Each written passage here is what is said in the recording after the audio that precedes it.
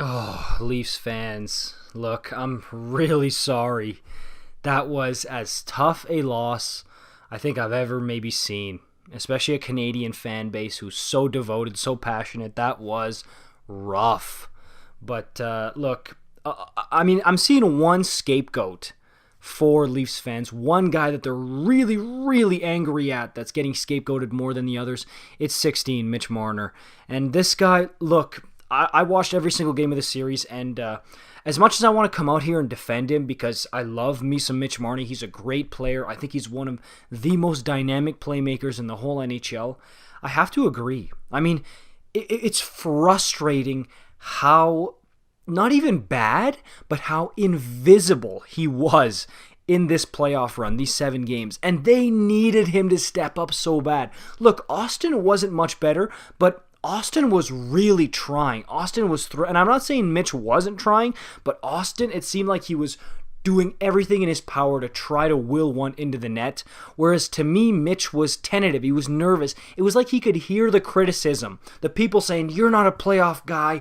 What are you doing? You don't show up in the playoffs." And it got to him. That's what it really felt like there. And that's worrisome if you're a Leafs fan, because this was supposed to be the year to go through, and we saw how cool, calm, and collected these guys were the whole regular season.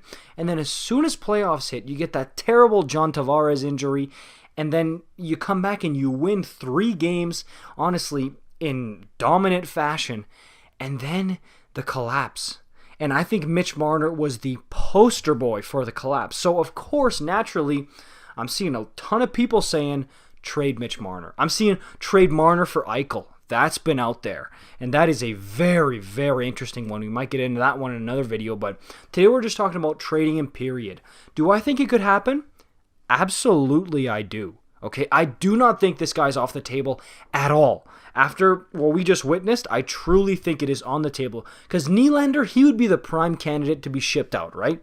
But he was honestly the best Toronto Maple Leaf not named Jack Campbell in the whole playoffs. He might have even been, period, the best Toronto Maple Leaf on the ice there. So how do you touch him, right? I mean, I guess you could, but to me, going for Marner seems more logical from a Leafs GM perspective. Now, again, you're playing with fire here. Whenever you're trading a guy who has such elite talent, it's tough, but dude, the way this guy's performed, I think they said 18 games in the playoffs without a goal for this guy. That is unacceptable, dude. And it might be time. Because it's great to get your cookies, la-di-da, 95 points in the regular season. Oh boy, everybody's singing Kumbaya.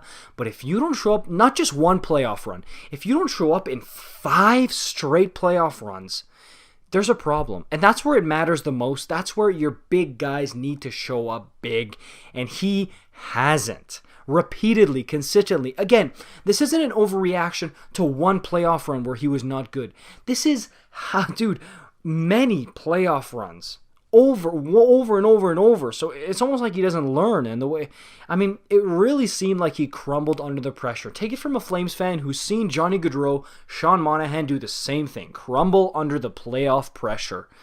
It's something that I think at some point, if you really want to win, there's 2 schools of thought. You can either ride it out, okay, like the Boston Bruins did in the early 2000s. They were losing in the first and second round, even missing the playoffs sometimes. They finally broke through in 2011, and they've been a contender pretty much ever since. So you can stick with it and hope for that, but not everybody can be like that. Some teams just aren't built to go in the playoffs. Some players aren't made for playoff time. And we saw with Montreal, okay? A guy like Kotkaniemi, he was dog water all season, okay? He comes out here and he looks like the reincarnation of Maurice Richard in the playoffs. Brendan Gallagher, that is also a playoff player. Nick Suzuki, right? For me, Suzuki, contrasted to Marner there, I was honestly in shock. And Suzuki's only had 1 playoff run before this, and he was playing a million times better than Marner, who's had 5 playoff runs. So maybe it is time to take a look at a possible Mitch Marner trade. I don't know, but something's going to happen here. There's no way I don't think this same team comes back next season. I think there is a big trade that happens here. Let me know what you guys think it's going to be, Leaf fans. Would you trade Marner? And if so, what kind of package are you looking at? For more daily hockey content, like, subscribe, and I'll see you guys in the next one.